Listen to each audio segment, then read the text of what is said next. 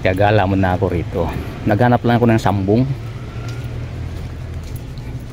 Pampaligo lang sa anak kong bagong panganak.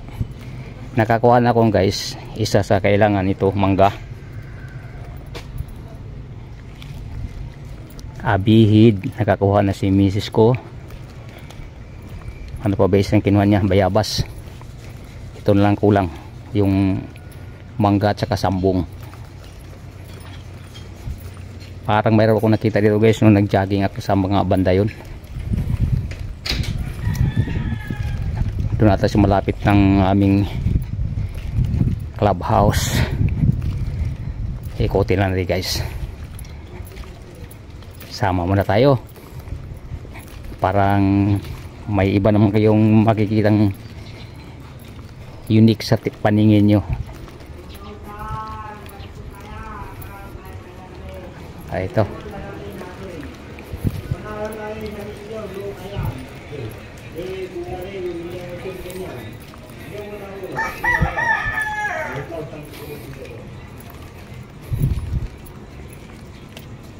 Nasa Nara Street tayo. Sa loob pa rin tayo ng City Homes Subdivision. Ito ay sakop ng Phase 1. Yung sa amin naman ay Phase 1A.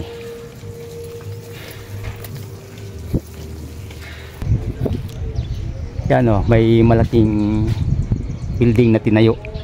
Yan ay dating St. Michael School, private school. Tinatayo ng building, hindi ko lang alam kung parang kwarto-kwarto kaya sa, hindi kaya ano yan, condominium.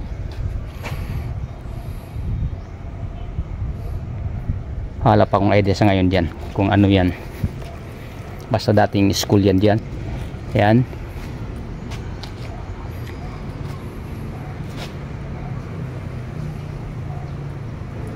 Hindi ko alam kung yung mga butas-butas dyan ay mga kwarto yan.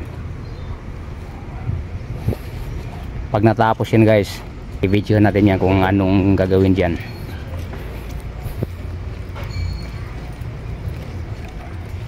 Hanapin natin ngayon ay ang sambong. Ay mayroon, kaya lang hindi malago yung puno. Sana makahingi tayo rito.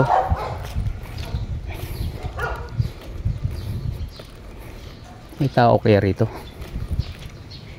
Kaya natin magpapaalam, mahirap na. Magalit pa sa atin. Yan, sambong oh. Yan, kung sa amin sa Bisaya, ano yan? Halibon. Halilibon kung tawagin. Ito guys, mayroon din pala ito sa kabila. Dito baka po dito tayong kumuha rito. Hindi, iba pala to. Sambong pa to. Okay, sambong din.